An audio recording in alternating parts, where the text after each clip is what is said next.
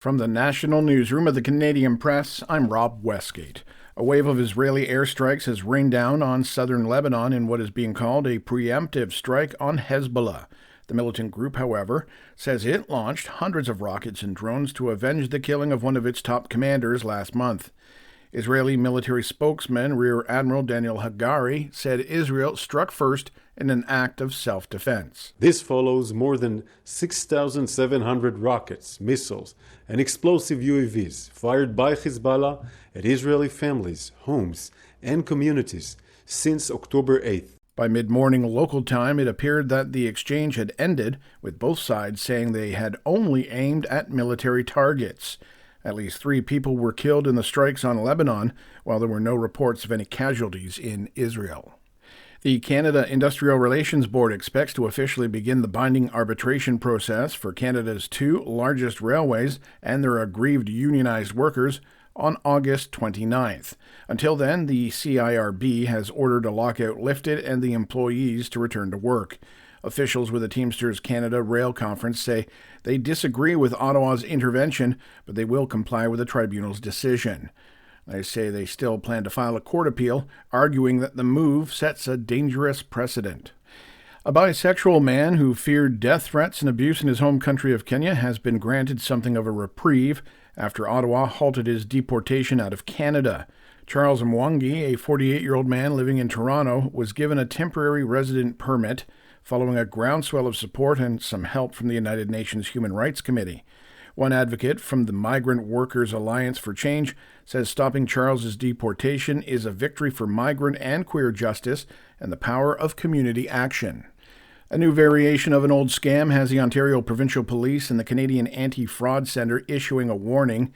It is called the Bank Investigator Scam, and the sender says it involves someone calling and claiming to be from a financial institution and telling the target that their bank account has been compromised.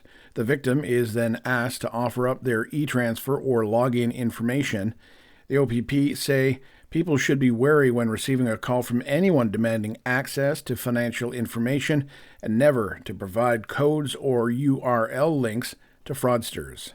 And finally, a hit-and-run cold case has been cracked. A recent tip that went nowhere caused Charlotte cops to look at old evidence, and they found a cigarette butt with DNA on it. It led to a man already in prison, Herbert Standback. Waived his rights and confessed. Charlotte Police Sergeant Gavin Jackson. He had read in the paper that she had passed, and at that point felt that police were imminently going to be upon him. He always knew one day this would catch up to him. Posthumous justice for the victim, Ruth Buchanan. Chuck Severson, ABC News. This is the Canadian Press. In sports, a strong second half helped the Ottawa Redblacks record a 34-27 victory over the BC Lions.